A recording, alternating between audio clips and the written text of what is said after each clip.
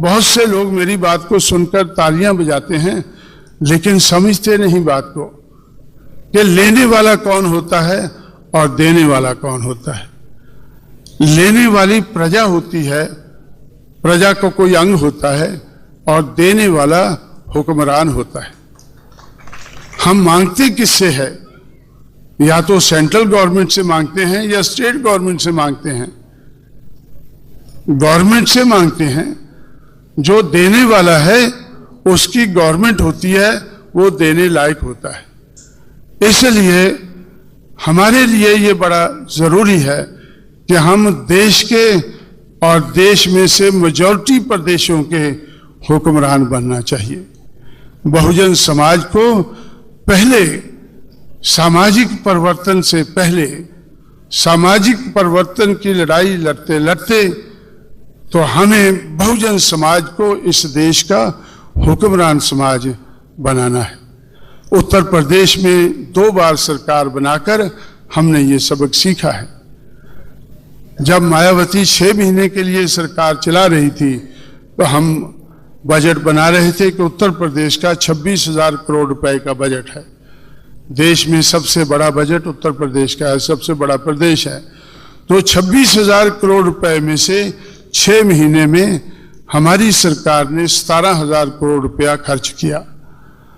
हमारी सरकार ने 17,000 करोड़ रुपया खर्च किया और उस फंड रेजिंग के और खर्चे के मामले को देखकर तो प्लानिंग कमीशन एलोकेट करता है। एलोकेट सेंट्रल गवर्नमेंट का प्लानिंग कमीशन तो वो प्लान में एलोकेशन करता है कि कौन से प्रदेश को कितना पैसा जाना चाहिए। तो मायावती की सरकार चलने के आधार पर प्लानिंग कमीशन ने उत्तर प्रदेश का 8th प्लान के लिए 22,000 करोड़ रुपया एलोकेशन था कि 22,000 करोड़ रुपया सेंटर की तरफ से उत्तर प्रदेश को मिलेगा।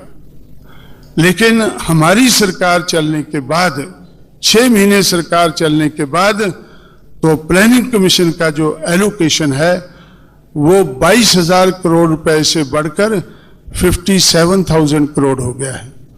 57,000 करोड़ रुपया 9th प्लान में उत्तर प्रदेश की सरकार सेंटर से पैसा लेकर वो खर्च करेगी। तो इसलिए साथियों, तो मेरा ऐसा विश्वास है कि बहुजन समाज को इस देश का हुक्मरान समाज बनना चाहिए। अब बहुजन समाज हम कहते हैं कि 100 में से 85 है। जिस प्रदेश में हम सबसे ज्यादा बहुजन समाज बना पाए हैं उसमें भी अभी तक हम 35 नहीं हुए हैं। अभी भी हम 30 पर हैं।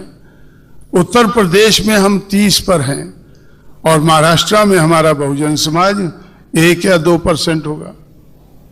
हमारा बहुजन समाज 1 या 2% महाराष्ट्र में होगा।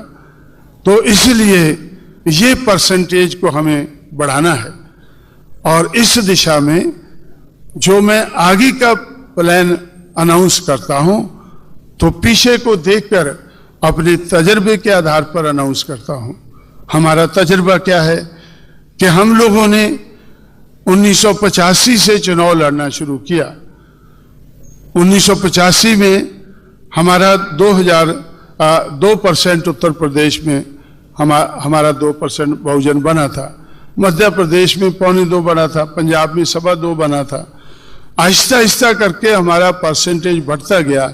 आज उत्तर प्रदेश में आज 30% होने के कारण तो आज देश के नक्शे के ऊपर बहुजन समाज नजर आता है। आज नहीं, 1996 के चुनाव में, मई के महीने में 1996 में जो चुनाव हुआ उसमें बहुजन समाज पहली बार देश के नक्शे पर आया और उस वक्त बहुजन समाज पार्टी का वोट नेशनल लेवल के ऊपर 3.6 था। 3.6 था और 3.6 के आधार पर बहुजन समाज पार्टी इस देश की 70 पार्टियों में से 8वें नंबर की पार्टी थी। जब 1996 में बहुजन समाज पार्टी राष्ट्रीय पार्टी बनी तो मुझे अच्छा तो लगा कि हम लोगों ने आहिस्ता आहिस्ता करके बहुजन समाज पार्टी को राष्ट्रीय पार्टी बनवा लिया है।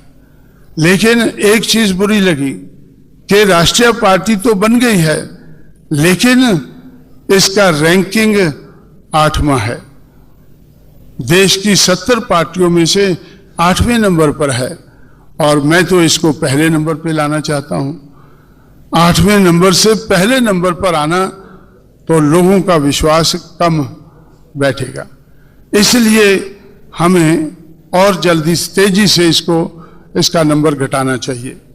और फरवरी के महीने में इस साल जो चुनाव हुआ तो उसके आधार पर बहुजन समाज पार्टी का वोट 3.6 से बढ़कर 4.7 हुआ है, और आज देश की 70 पार्टियों में से ये चौथे नंबर की पार्टी है।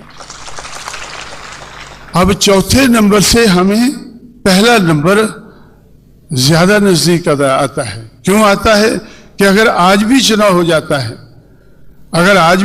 जाता है, मुझे तो लगता है कि अगले साल होगा, लेकिन अगर इस साल भी हो जाता है तो भी हम चौथे नंबर पर नहीं, तीसरे नंबर पर पहुंच सकेंगे, क्योंकि तीसरे नंबर वाली सीपीएम का वोट 5.6% है। उसका वोट 5.6% है, तो उसको हम क्रॉस करने लायक आज बन चुके हैं देश भर में। तो लेकिन अगले साल चुनाव होगा तो हमें लगभग 4.7 से दुगना वोट हमें बढ़ा सकेंगे। तो इस तरह से साथियों, मैं ऐसा समझता हूं कि जब मायावती के 6 महीने पूरे होने वाले थे, एक हफ्ता पहले मुझसे अटल बिहारी मिले, और अटल बिहारी वाजपेयी और आडवाणी दोनों मिले। उन्होंने मुझसे कहा कि भाई अब एक हफ्ता रह गया आपकी सरकार का, लेकिन हम चाहते हैं कि मायावती पूरे 5 साल राज करे। मैंने उनसे कहा कि वे बड़े मेहरबान कैसे हो गए आप लोग हमारे ऊपर, हमने तो 6-6 महीने का वादा किया है, इस मेहरबानी का कारण क्या है, इसके बदले में मुझे कुछ देना भी होगा। तो उन्होंने कहा कि देना नहीं लेना ही है। तो मायावती जो देश का सबसे बड़ा प्रदेश है उसकी 5 साल तक मुख्यमंत्री रहे, और आप हमारे साथ मिलकर इस देश में कारोबार को चलाएं। मैंने सोचा कि भाई ये तो बहुत बड़ी शर्त है, और आप लोग अच्छी तरह से जानते हैं कि 6 महीने सरकार चलाकर हमने क्या क्या किया है, और आप लोग कड़वे रस के घूंट पीते रहे हैं।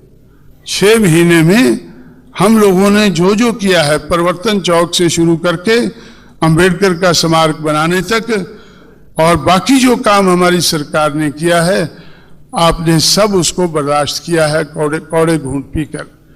एक बात को छोड़कर, वो कौन सा, कि हम बनारस में जहां संत गुरु रविदास पैदा हुए, कबीर पैदा हुए, तो हम लोगों ने फैसला किया था कि कबीर के नाम पर भी हमें एक जिला बनाना है और रविदास के नाम पर भी एक जिला बनाना है, क्योंकि अपने हिसाब से ये 2 रिबेल अपने जमाने के रहे हैं मनुवादी समाज व्यवस्था के खिलाफ। तो इसलिए इनके नाम पर हमें जिला बनाना है। हमने लगभग फैसला कर लिया था, और रात को हम लोगों ने, मैं लखनऊ में था, हमारी पूरी तैयारी हो गई थी, सामान भी बांध लिया था कि कल हम सुबह 11 बजे बनारस को हम रविदास नगर अनाउंस कर देंगे। बनारस जो है, बनारस जिले को हम रविदास नगर अनाउंस कर देंगे। और 11 बजे मेरे पास अटल बिहारी का टेलीफोन आया। उन्होंने कहा कि भाई हमें पता चला है कि कल आप लोगों ने तैयारी की है और बनारस को आप रविदास नगर बनाने जा रहे हैं। तो मैंने उनसे कहा कि हाँ बात तो ठीक है, लेकिन तेरे को कैसा पता चला भाई? क्योंकि मैंने मायावती से कहा था कि ये कैबिनेट में नहीं आना चाहिए, जो भी हमें काम करना है वो कैबिनेट में नहीं लाना है, करने के बाद दूसरे दिन कैबिनेट से अप्रूव कराना है। और कैबिनेट में बीजेपी के भी लोग थे, लेकिन वो कड़वे घूंट पीते गए और अप्रूव कराते गए। कहते गए माया जी अगर पहले बोल दिया होता, तो वो बोलती थी पहले बोल दिया होता तो ये करना संभव ना होता। तो इसलिए हमने सोचा था कि दूसरे दिन कैबिनेट से अप्रूव कराना है, लेकिन उधर की जो तैयारी थी हमारी बनारस की, उसको देखकर उनको लगा, पंडों को लगा कि भाई ये तो कोई बहुत बड़ा हमारे साथ धोखा होने वाला है। तो पंडे जो है वो अटल बिहारी के पास गए कि अगर बनारस का नाम ऐसा हमें लग रहा है कहीं या तो रविदास नगर होगा या कबीर नगर होगा, दोनों में से कुछ होगा, तो अगर ऐसा हो गया तो पंडे या ब्राह्मण बीजेपी को कभी माफ नहीं करेंगे, बीजेपी को कभी माफ नहीं करेंगे, तो इसलिए आप रोकना चाहिए। तो रात के 11 बजे अटल बिहारी का टेलीफोन आया और हम सोचते रहे कि भाई ये कैसे किए, हमने तैयारी तो कर ली है। तो इसलिए हम लोगों ने उधर जाकर बनारस के 3 पार्लियामेंट की सीटें थी, 3 में से एक को तोड़कर उसका नाम हमने फिर रविदास नगर रखा। बनारस की जो 3 पार्लियामेंट की सीटें हैं उसमें से एक सीट का नाम एक नया जिला बनाया और उसका नाम हमने रविदास नगर रखा। तो इस तरह से साथियों हम लोग जब जिस तरह से हमारा रवैया रहा, तो बीजेपी कड़वे घूंट पीती गई और सिर्फ एक जगह उन्होंने हमारा विरोध किया, बाकी जगह नहीं। बाकी जगह वो विरोध करते गए। जब कैबिनेट का फैसला हुआ बाद में कहते रहे ठीक है हम साइन तो कर देंगे, लेकिन आगे को ऐसा नहीं करना चाहिए। तो इस तरह से हमने 6 महीने सरकार चलाई और 6 महीने सरकार चलाकर हम लोगों ने जो काम किया है वो मैं समझता हूं कि बहुत सी सरकारें अपने बलबूते पर, अपने एमएलए के आधार पर तो इतना काम, इतना रिबेलियस काम, इतना विद्रोह का काम कोई सरकार अपने बलबूते पर बनाकर भी शायद नहीं कर सकती है। इसलिए जो लोग सोचते थे कि कांशीराम ने बीजेपी के साथ मिलकर ये सरकार क्यों बना ली है, और जैसे हमारा काम नजर आता गया वो कहते गए ये तो ठीक किया है, ये तो ठीक किया है। और 6 महीने के बाद उनको लगा कि ये सारे काम तो ठीक किए हैं, कहीं कांशीराम बीजेपी के साथ मिलकर कहीं चुनाव ना लड़ ले। तो मैंने अटल बिहारी आडवाणी से कहा कि बाकी सब कुछ हो सकता है, लेकिन बीजेपी के साथ बीएसपी मिलकर चुनाव नहीं लड़ सकती है। ये काम वीपी सिंह तो कर सकता है, क्योंकि उसकी सरकार भी मनुवादी और आपकी सरकार भी मनुवादी, आपकी बड़ी मनुवादी, उसकी छोटी मनुवादी। लेकिन हमारी सरकार जो है वो तो मनुवाद को खत्म करके मानवतावाद का बोलबाला इस देश में करना चाहती है। तो इसलिए हम चाहते हैं परिवर्तन, हम चाहते हैं परिवर्तन, और बीजेपी चाहती है स्टेटस को। स्टेटस को का मतलब हिंदुवता, हिंदुवता का मतलब स्टेटस को, कि जैसे मनुवादी समाज व्यवस्था चल रही है उसी तरह से चलती रहनी चाहिए। ये बीजेपी का लक्ष्य है, जिसके बारे में हमें कोई डाउट नहीं है। लेकिन हमारे बारे में भी जो 6 महीने सरकार हमने चलाई है, उसके बाद भी आप लोगों के दिमाग में भी कोई डाउट नहीं रहना चाहिए कि हम क्या चाहते हैं। हम परिवर्तन करना चाहते हैं। परिवर्तन के अलावा हमने 6 महीने में किया क्या है? जो भी किया है वो उत्तर प्रदेश में परिवर्तन ही किया है। तो जब हम और शुरू किया हमने परिवर्तन चौक बनाकर, और परिवर्तन चौक में उन लोगों का स्मारक बनाकर जिन्होंने आज तक इस परिवर्तन की लहर को लाया है। तो इसलिए आपके दिमाग में ये कैसे आया कि बीएसपी बीजेपी के साथ मिलकर चुनाव लड़ सकती है? ये नहीं होगा। यहाँ इस बात का मुझे ज्ञान है कि बीजेपी फाइनल में पहुंच गई है। बीजेपी अपने ग्रुप में, मनुवादी ग्रुप में, वो पहले नंबर पर पहुंच गई है और मनुवाद के विरोधी ग्रुप में बहुजन समाज पार्टी अभी क्वार्टर फाइनल के लिए संघर्ष कर रही है।